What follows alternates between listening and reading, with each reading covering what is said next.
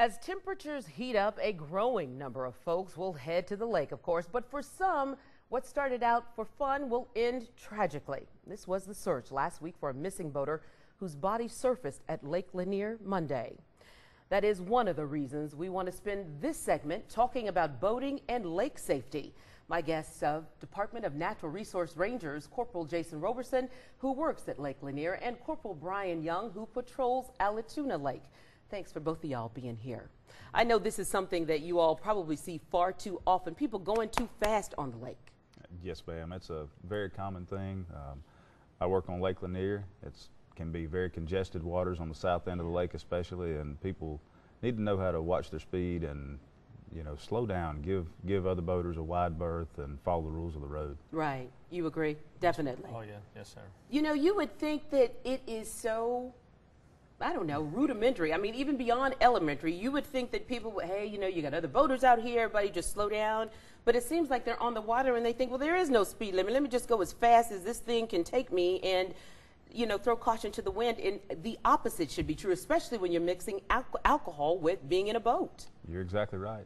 Many boaters come to the lake and they think, since there are no true lanes for traffic, there's no traffic signs and things they think they can come out there and just do whatever they want to, when there are rules of the road that boaters need to be familiar with. And when you mix alcohol with it, you know, the number one cause of boating fatalities is operating without lights, and then number two being alcohol. So when you mix the two of those, it can be very dangerous out there. It is extremely dangerous, and I would imagine Memorial Day is one of those holidays where things really, really heat up. What's the message you all want to tell folks? Well, you know, most of the people that come to the lake are there to have fun, and most people aren't deliberately violating the laws, just lack of knowledge on what's going on. It's, like I said, it's not like on the highway. Yeah. There's not any lines to show you where to be, and the lake sometimes can look a little bit like spaghetti out there, just boats going everywhere. But, right. You know, our main thing, we want everybody to have fun, but we want them to go home at the end of the day. Right. Corporal Roberson, do you find that people still who don't realize that life jackets are required when you are out on the lakes in Georgia? I think most boaters know that life jackets are required to be in the vessel. Okay. They know the law. However, they don't understand the importance of actually wearing that life jacket. Okay. When you are involved in an incident, whether it be a boating accident or fall overboard, trying to put that life jacket on in the water is next to impossible. And you have only a couple of seconds to do that. So if you're a marginal swimmer, children, obviously anyone in a smaller vessel, right. Or I would recommend that all boaters wear a life jacket when they're underway on the water. Right. Put it on before you leave the dock. Just Absolutely. Put it on. Absolutely. Yeah. Here's something else, too, because how big a problem is boating under the influence? That's something else that a lot of people think, oh, well, you know, it's just one, or I don't really think this is going to happen.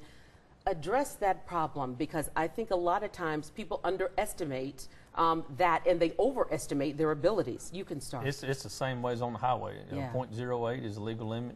And, you know, operating a vehicle on the road is the same as operating a vehicle or a vessel on the water. You have the same dangers, or even more dangers, being in a water environment. Right. So we treat them the same as you would a DUI on the highway.